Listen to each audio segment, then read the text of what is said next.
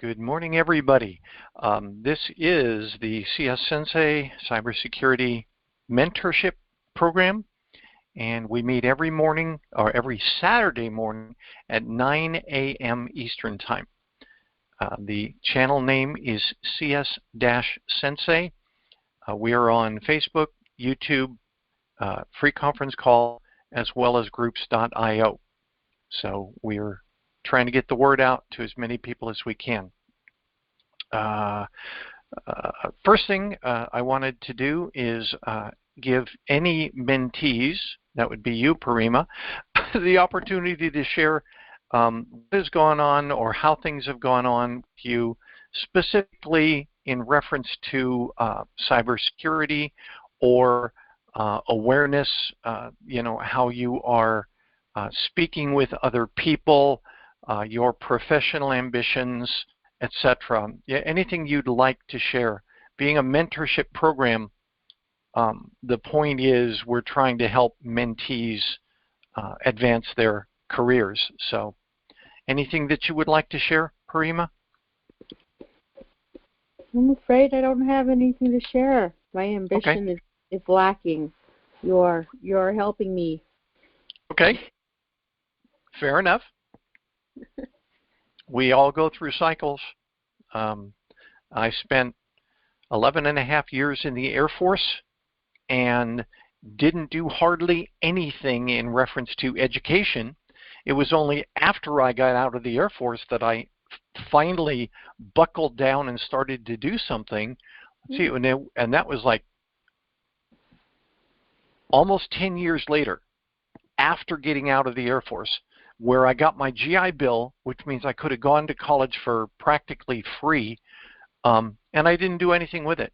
So it takes some time. Now I have 3 degrees, but it's a case of just scheduling, what's important. And over time, things will shift. I just enjoy doing this because I enjoy sharing about what's gone on with me in my life, as well as things that I know I can provide of value to the next generation of IT and cybersecurity people. Chris, anything from you this week? I've started a Learning Link course about development and operations called DevOps. Mm-hmm. And learning about how that works in the project management realm and learn the different techniques in project management, from waterfall to iterative mm-hmm. to agile, and what those mean in the enterprise world. Right. Right. And Agile's a big deal these days. Which one is better to use? Because, yeah, everybody's rah-rah about agile, but there's good times to use it, and then there's not so great times to use it. Yep. The course was very specific about it. Very good. I appreciate that because I share your feelings about agile. This is Skillsoft saying, hey, agile should only be used when you, and I'm trying to remember exactly what they said. Agile should be used when you don't necessarily have an idea, and I'm sorry if I'm bastardizing what they're saying. Mm-hmm. You don't necessarily have a plan or an idea of what that project's going to be, so you basically meet every day to say, here's the task to get to where we want to go.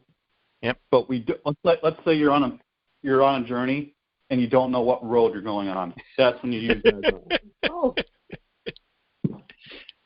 Good analogy. The other thing that I have found, and again, this is my criticism of Agile, having done very little in it. I learned through like waterfall and, back in the days, 20, 30 years ago when I was doing coding.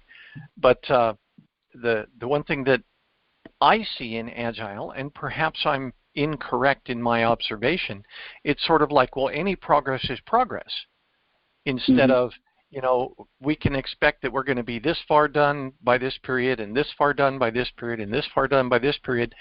I liken it to the school that gives everybody valedictorian. Yeah. It's sort of like, well, we made progress. Okay, but when are we going to be done? We'll let you know. Well, okay. So anyway, okay, cool. Thank you. CyberSecurity Awareness Month. October is CyberSecurity Awareness Month. I don't know if you guys saw, but our CIO put out a plea and asked everybody who had not participated in our organization to please do so, because our participation rates were abysmally low compared to other groups in our organization. And so I went out and I did some of those. Yeah, admittedly, they were, some of them were a bit elementary, but they were indeed amusing. They were entertaining. I learned some things, especially where it says, what is the first thing that you would do? And it gives me 4 good options. You really have to consider, all 4 of them would have worked, but you have to consider which one do you do first, you know, those sorts of things. So I did learn. So, you know, I wanted to help our CIO. Good morning, Ron. Good morning. So we're just sharing, you know, mentees sharing. We're going to get to your article in a minute, Ron. But I did want to thank you personally for stepping out there. You know, the first person that steps out is usually the one that draws the most fire, but you know what? That's what we have to do. We've got to be prepared to speak in a room full of quiet people. And I really do appreciate you stepping out. So for Cybersecurity Awareness Month, I recommended everybody download a copy of the Microsoft Safety Scanner and use it on every Windows system that you have. Any feedback from that one? Did anybody have any success or failures when they did that this month? Even trying it on your own system? Okay. Just something for you to keep in your little weapons drawer, and that is that the Microsoft Safety Scanner will work on almost anything, and it is a one-pass scanner, and it carries Microsoft's backing.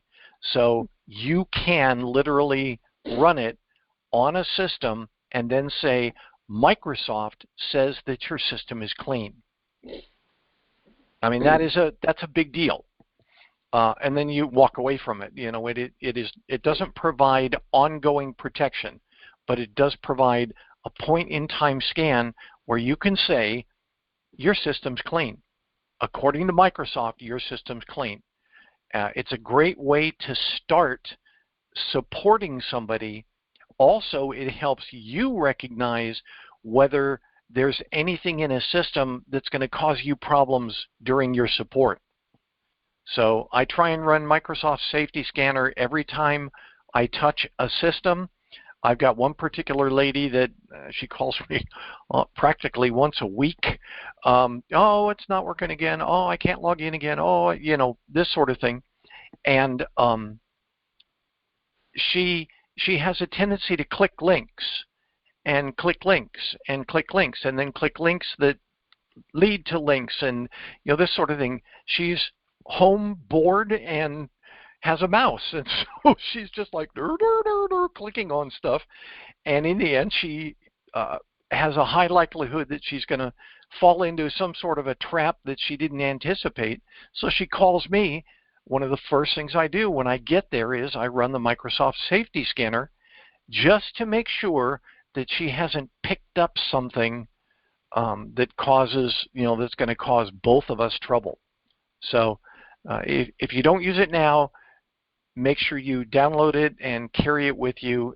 Like if you're going to your friend's house or parents or something like that, download the Safety Scanner just in case. And like I said, the trick to doing it, I don't have them around here, but the trick to doing it is to put it on a device that you can physically write protect. Because you don't want to be the person who puts it on an infected system and it writes something to that media, and then you put it on another system and you are now guilty of spreading the virus. So you always put it on a write protected medium. And the best way to do that is an SD card with the little switch on the side. That is a physical disconnect for write enablement. Really good. Remember the old, if any of you are old enough, the 3.5-inch floppies had that little click on it in the corner. That was a mechanical interlock. If you didn't click on it, it wouldn't write. It couldn't write. So just something for you to think about. That's the way to do it so that you're not guilty of spreading anything from system to system. Malware awareness. I wanted to sort of cover that. You guys saw my cute little note. Hey, Scotty DC, you have won an Milwaukee power drill. I wanted us to take a look at it. Can you guys all see on my screen? Yes. Okay. So, Okay. All right. I also zoomed it up a little bit. It says Ace Hardware. It says AH. It's got a cute little graphic. It shows a wonderful, great big graphic here. Look, shop, tips and advice, the paint studio, local ad, Ace rewards. Welcome to Ace Hardware, Ace Hardware Days, Friday, October 21st. Everything looks up and up, right? Well, maybe not. If there are a number of things to watch for, and I'm going to go through the ones that caught my eye. First and foremost, and you guys, I think you saw me point this out. See where it says Ace Hardware, FACEBJE at stranahanhouse.com. That's not Ace Hardware. It did not come from Ace Hardware. It would have been, acehardware.notify.com or acehardware.com, info.acehardware.com or something like that. But this said facebje at stranahanhouse.com. I took a chance and went out to stranahanhouse.com on the web browser, and it says, oh yeah, we're this group that does this and this and this and trying to help people get smarter. And I'm like, okay, that's not Ace Hardware, period. Regardless of what they do, that's not Ace Hardware. That is an email that got compromised. Number one. Number two, you have won an Milwaukee power drill. Poor grammar. Frequently, these sorts of things are written by someone who does not have English as their primary language. Watch for those.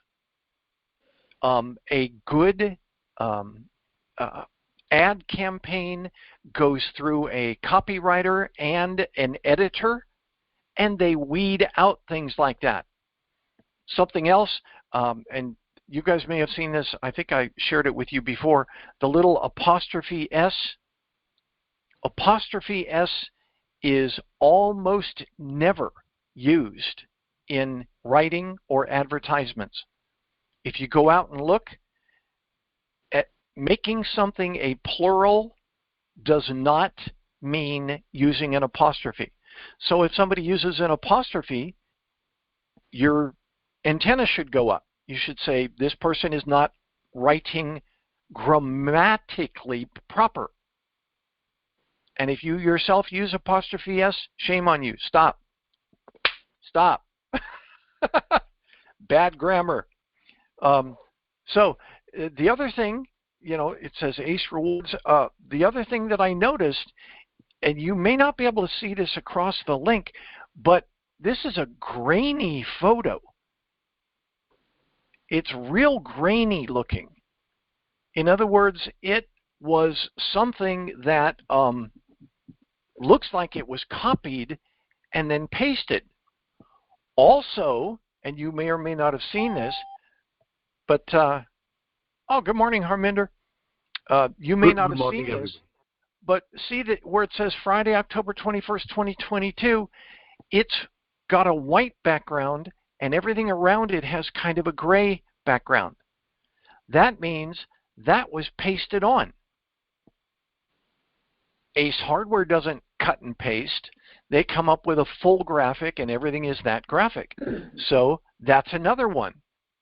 They took something else and made it into what looked like an Ace Hardware ad, but it is not an Ace Hardware ad.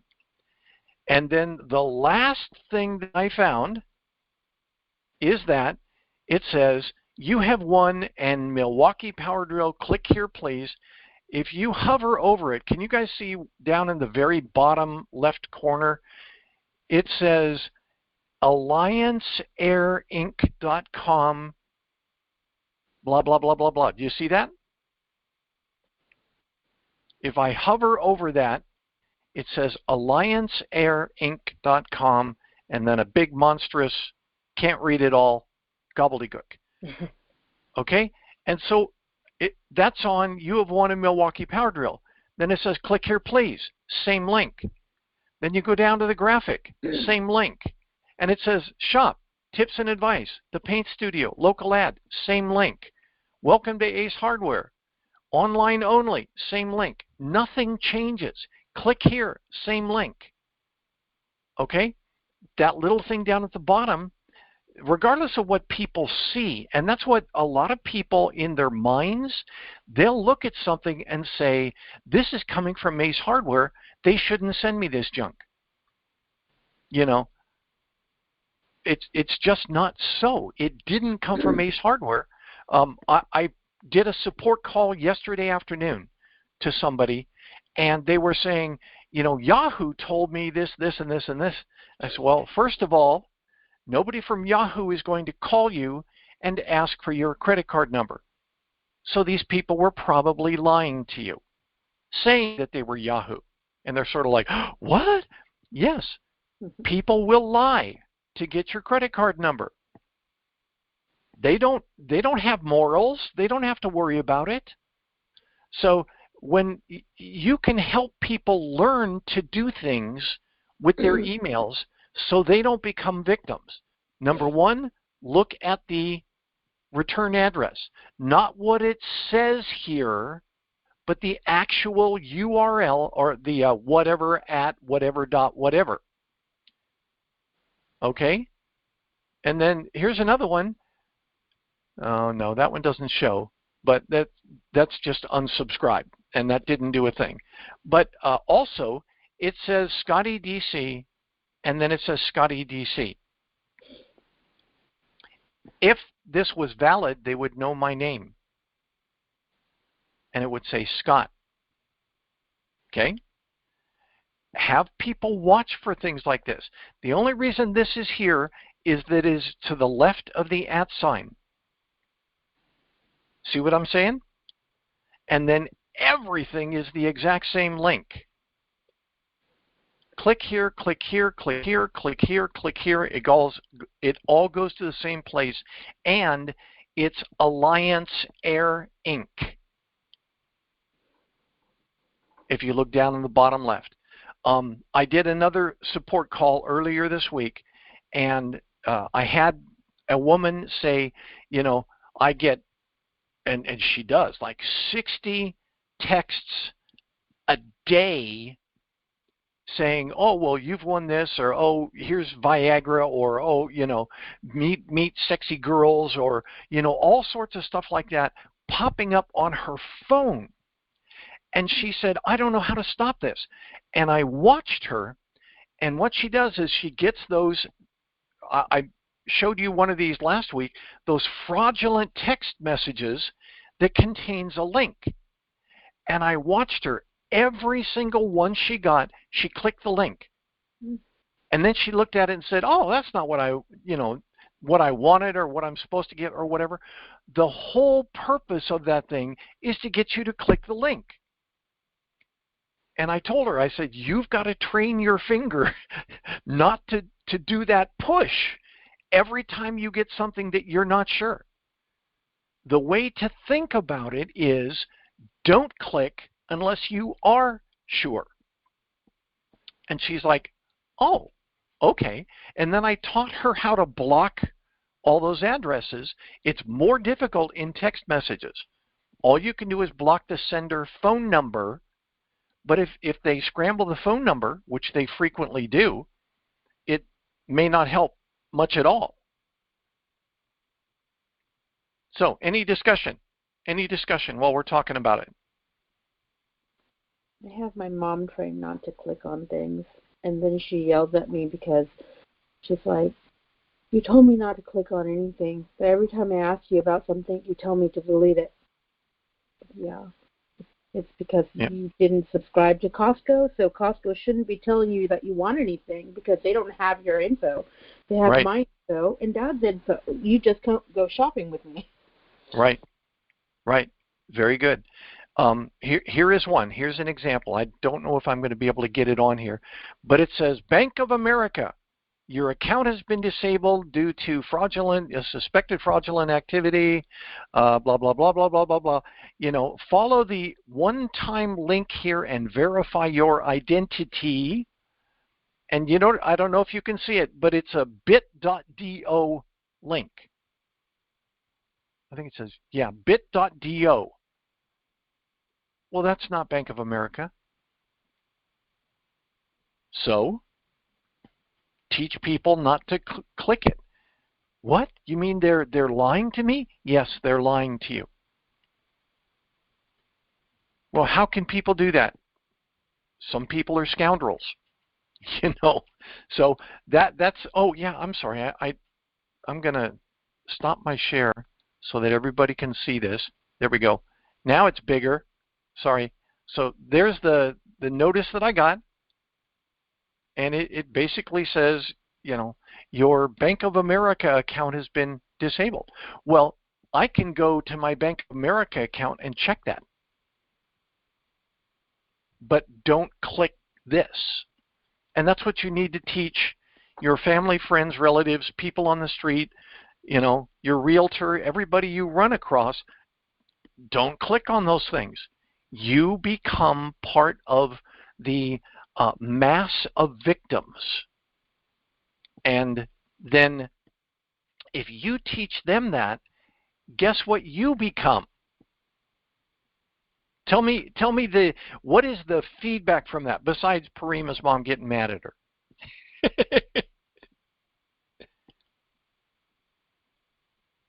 What if you teach people proper cybersecurity etiquette and activities? Number one, you become a subject matter expert to them. And number two, they respect you for what you say. See what I'm saying? So, and a long time ago, I called it that annoying voice at parties. That's what you will become.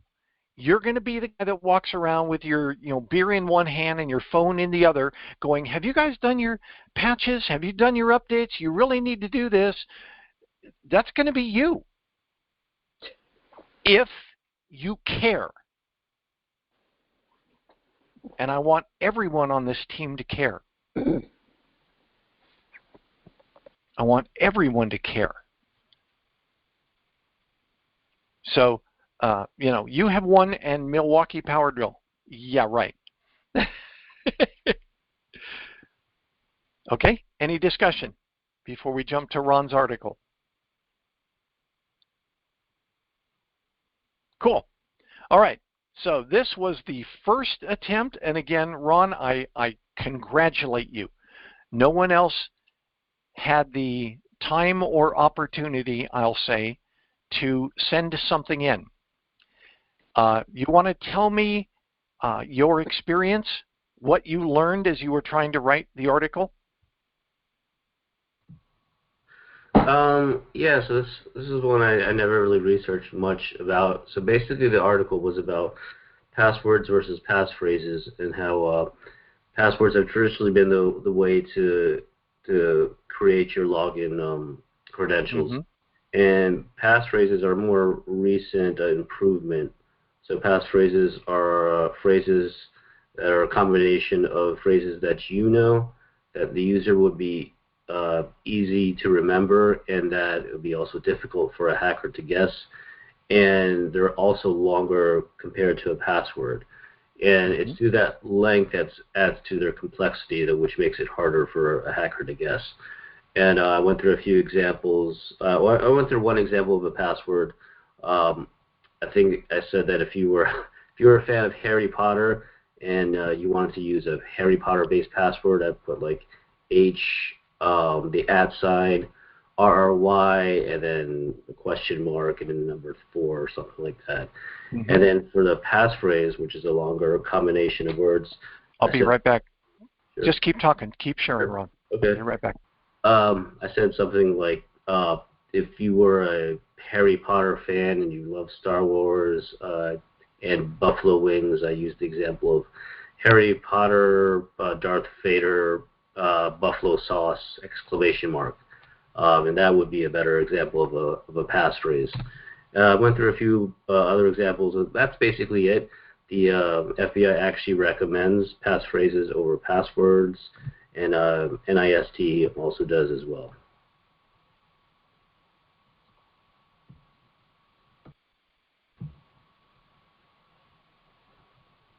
Any comments, questions? Sounds good. I actually remember reading something about passwords and passphrases in the past,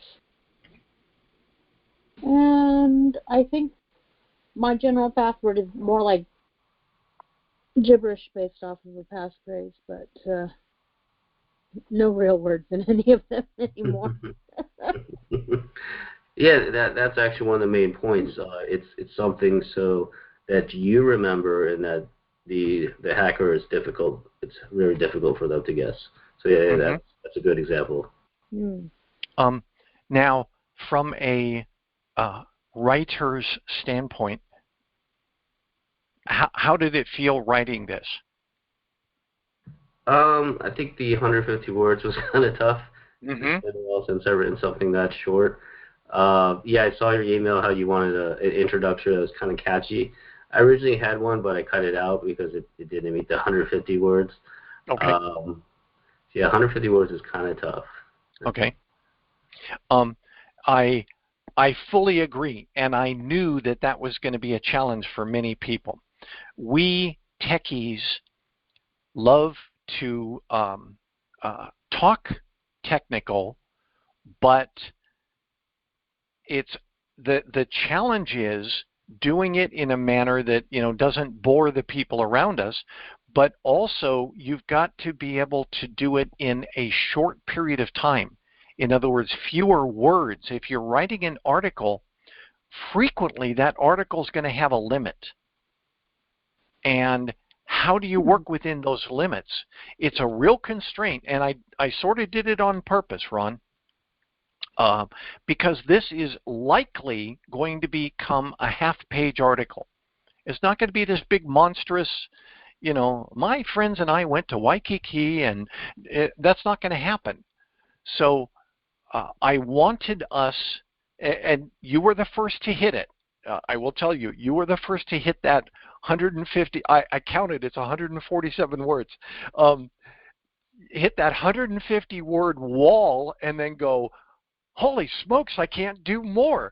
So what do you combine? What do you remove, etc.? I would say that it's 150 words plus the title. The title shouldn't be counted in the 150 words, okay? But still, you're looking at this, and oh, by the way, as you're doing this, remember that you are writing this to the users. And I would say that some of them object to being called users. Users are like drug addicts. Okay, so everywhere you see user, the user, you could say you or we. You know, if you're starting at the very beginning, have you encountered this? We all do. You know, that helps to bring them into the awareness that you're writing for them, not just here's information. And as everybody, if you're taking a look at it, I realize that most of you are probably reading it. Excuse me. The important thing to start with is in an article is something that will bring the interest of the reader. And you don't have the capability to put, how do I say this? When you hand them the article, you can't talk about it. When the article gets printed, they're going to pull it up and look at it, and it's going to start with something that is either going to interest them or not.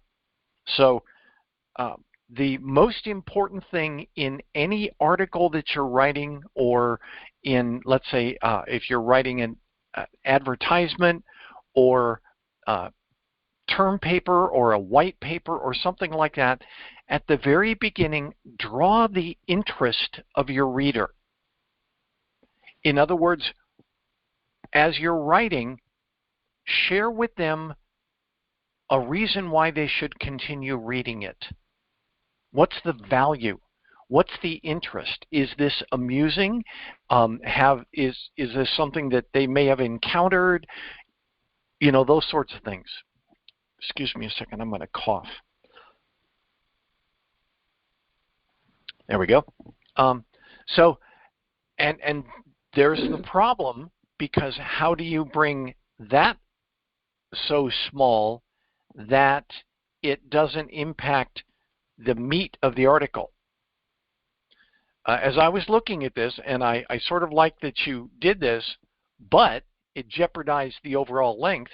We have 1, 2, 3, 4, 5, 6, 7, 8 suggestions, including the original one of Harry 1%.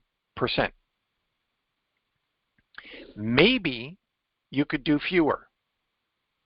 And instead of a long narrative, you could do a little table or something like that. See what I'm saying? Because that would get rid of the ors, the might be's, or something like that. You preface a table with a couple words and then the examples within the table, for example.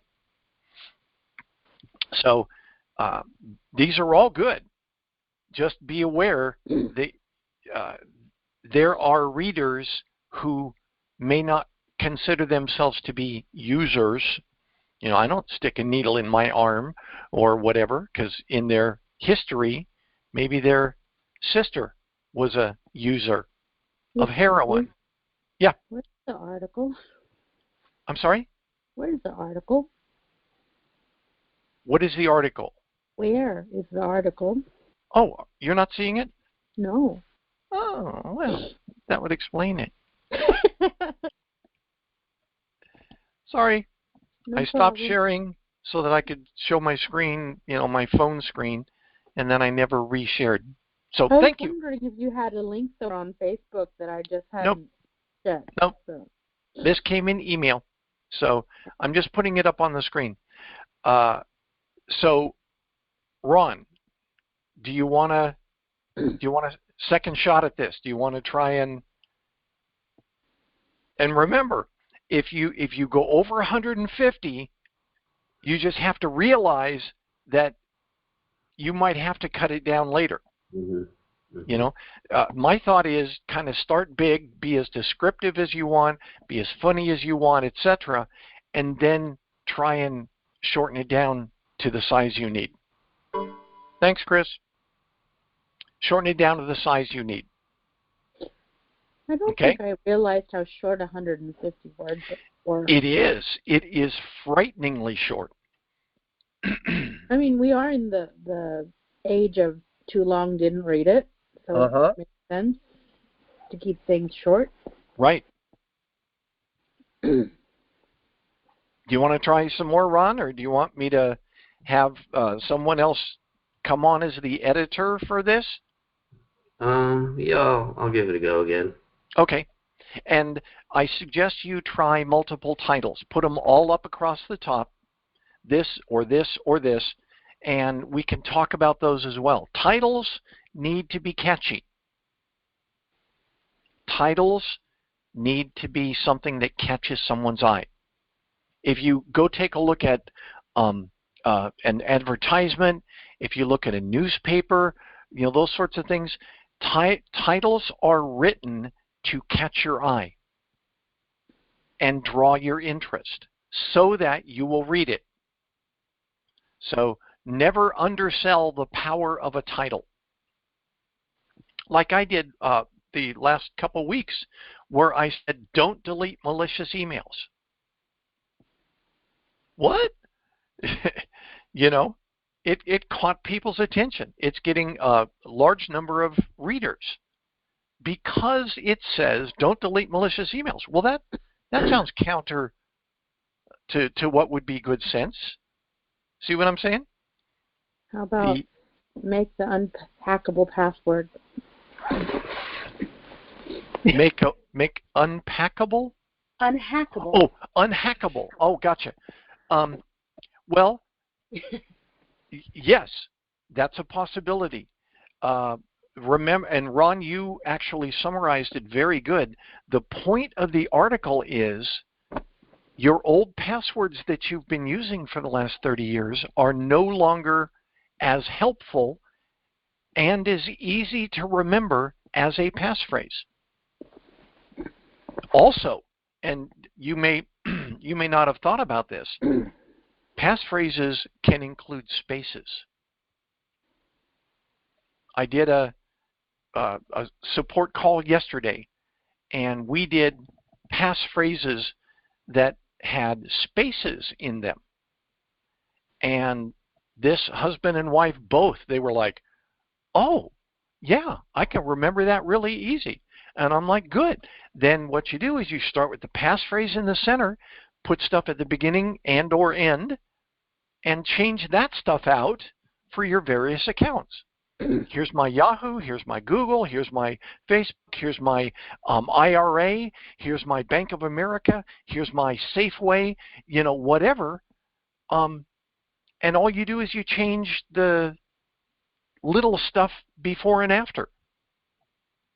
But they had this long passphrase, 21 characters long passphrase, and it was words like every.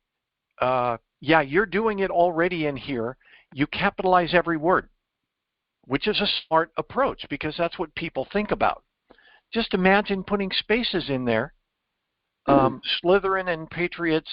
Celery or something. Imagine that with spaces as well. Harry Potter and Chamber of Secrets with spaces. And then, stuff before, after.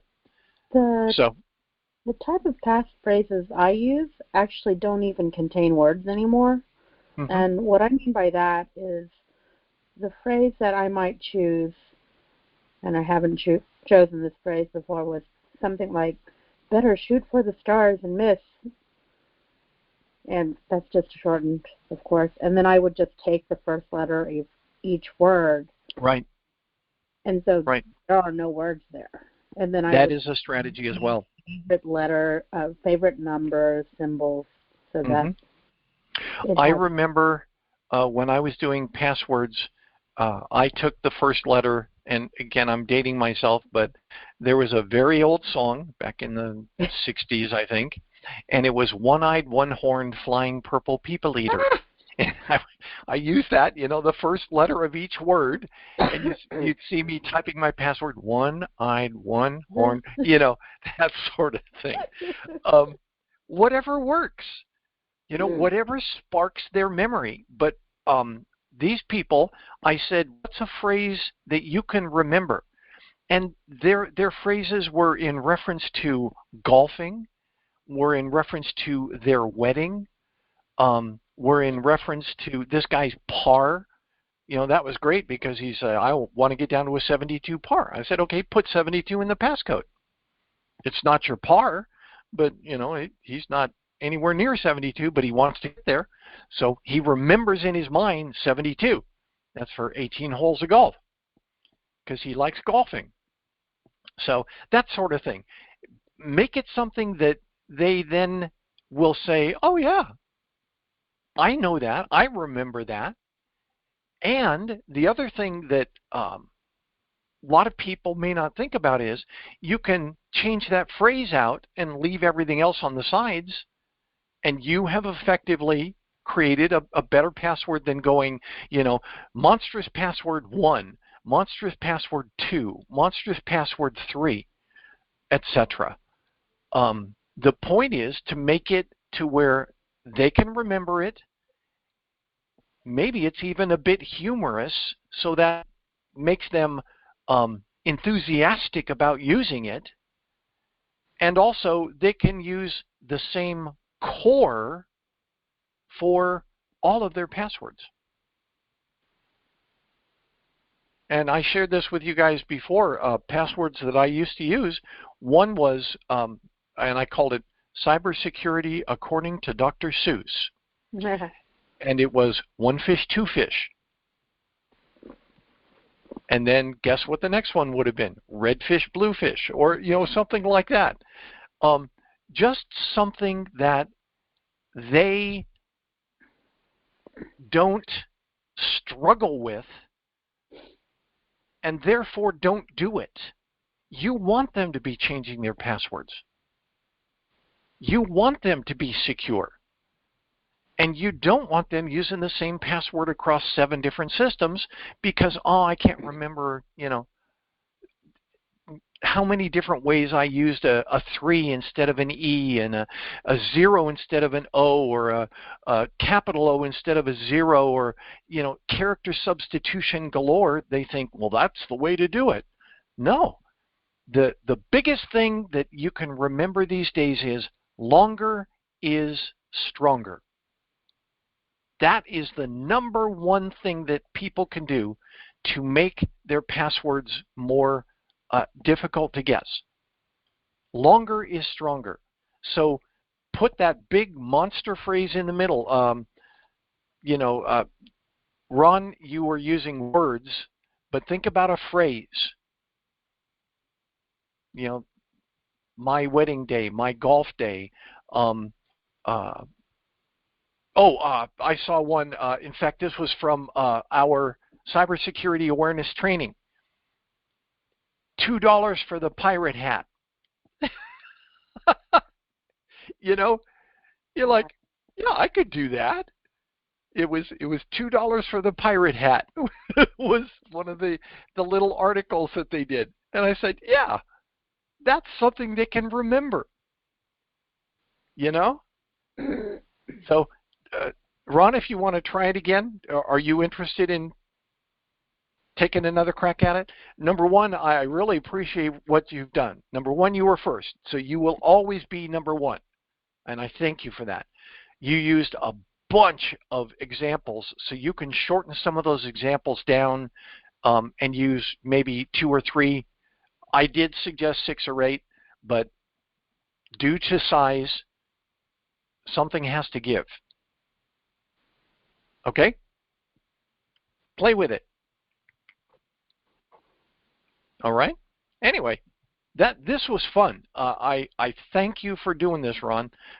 We all are learning as we go.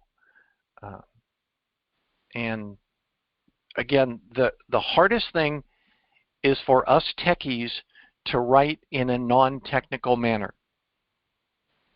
And that's why we did this. That's why we did this. Any comments, any discussion?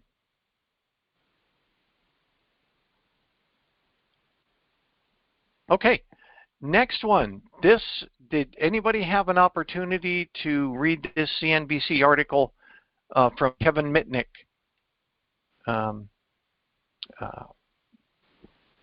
I happened to find it, and I remember the legacy of Kevin Mitnick and the fact that he spent 5 years in jail because he could pretty much crack any system that was out there. And at one point, he was prohibited. It's like you have what's called a restraining order, and you're prohibited from going near your girlfriend's house or place of employment or something like this. Kevin Mitnick was prohibited from touching the internet because this man could bust through pretty much anything that he found. So he talks about this, and he comes up with, for example, manage your passwords, and he recommends a password manager. But he also, talks about simple passwords are easier to guess. But then he said, if you're using a password manager, make sure that the master password for your password manager is a monster that nobody will ever be able to guess, because that is the key to the kingdom. If somebody can get your password manager password, they own you. Okay? And he says also, and here we go, passphrases. His was, today I went to the beach. Personally, I like $2 for the pirate hat. But anyway, so there's another one. And he talks about multi-factor authentication and physical keys. Now, we have slightly talked about physical keys, but nobody in this group has one. But he points out that a physical key is the ultimate in security. Absolutely. The problem is, if you lose it, you have a workaround. So what the hacker does is they go for your workaround. So your key only works if you only use it. See, that's the problem.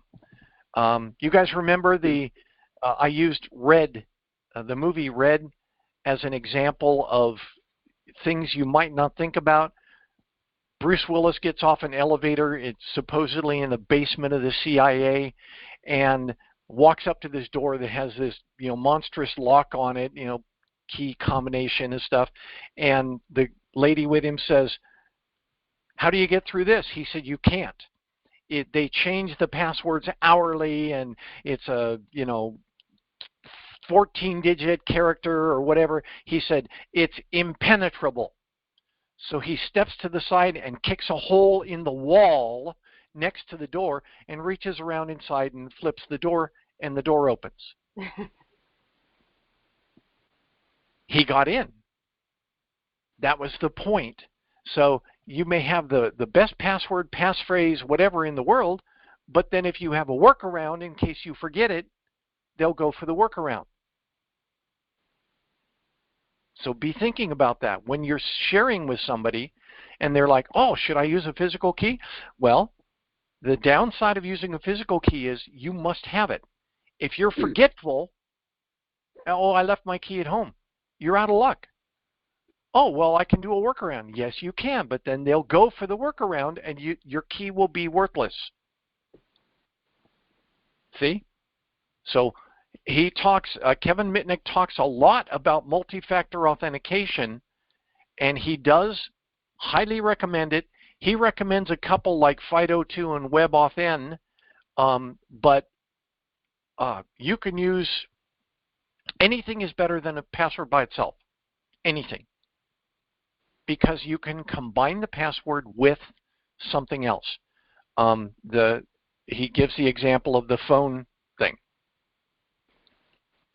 I got one of those YubiKeys, but I haven't used it because I know I'm not going to remember to keep it on me.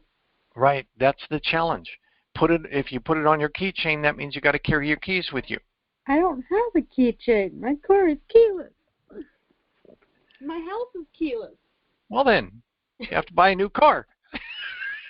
I want to buy a new car. Yep. My Oh, that's funny. Wallet. Right. And Kevin Mitnick's example here raises the bar 98%. See what he's talking about? Did anybody have a chance to read this?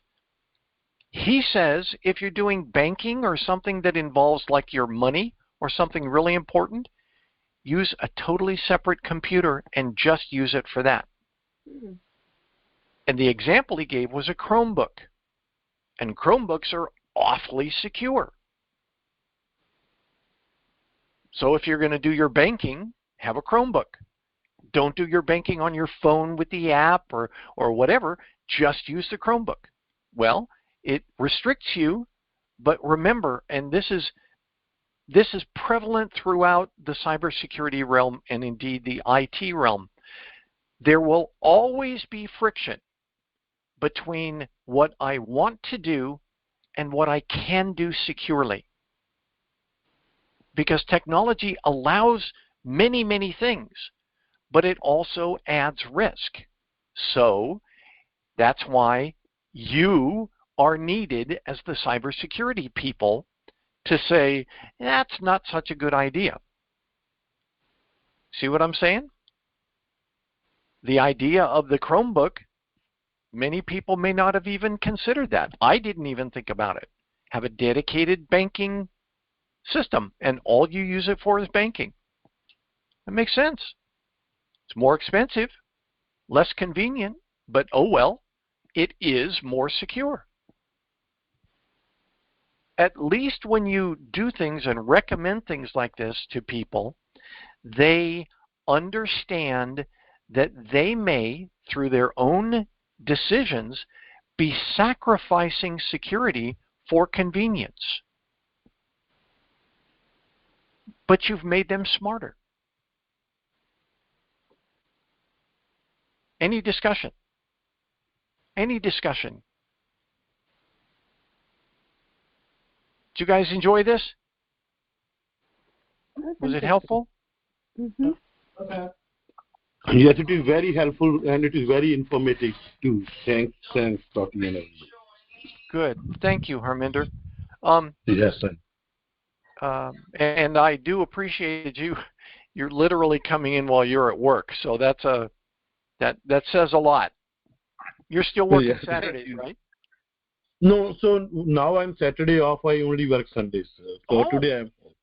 So yes, sir. Okay. Well, good. But anyway, if you guys have any thoughts or ideas about how we can improve this mentorship, Chris and I have long desired to split this out into multiple sessions each week. The challenge we have is that we need to have like 20 mentees or more so that we continue to have a discussion group. You know, this is not the Scotty Ward show. This is not the Chris Oxford show. I don't get on so I can talk.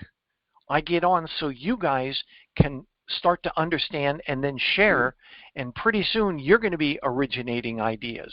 You're going to be coming up with articles. You're going to be making suggestions for how we can do things, etc. That's the point in all this. And everything that we do should be from a perspective of, if I'm the service provider, how should I be thinking? What should I be doing? What should I be considering? Okay? Always from the standpoint of a provider, and in reference, like if let's say, Phillips Petroleum gets hacked. The point of it isn't to say, "Ooh, look, Phillips Petroleum got hacked. Oh, a bunch of fools." No, the point is, if you were Phillips Petroleum, what would you be doing right now to help make sure that you don't get hacked again tomorrow? Lessons learned. Let someone else's bumps and bruises train you so that you don't end up doing the same thing. Okay? Make sense? Okay, everybody. I had fun, and I hope you all did too. I I would share to an empty room. I enjoy teaching so much, but I really love having people come on. So please share this. Anybody you know that might be interested, help talk us up. Share our Facebook page. Share articles that we find.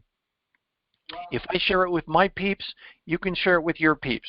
You can even copy what I wrote. I'm not prejudicial against anything because, well, I wrote that. Big deal. The important thing is that people get smarter so that we make this world a safer place. Okay? All right. That's all I got today. Anybody else before we leave? Thank you very much, Scotty. This is really interesting and informative, and I really enjoy listening to this topic. My pleasure, Harminder. Yeah. And Ron, play with that article. I'm looking forward to it. It should be fun. All right, guys. Thanks. Have a great Saturday.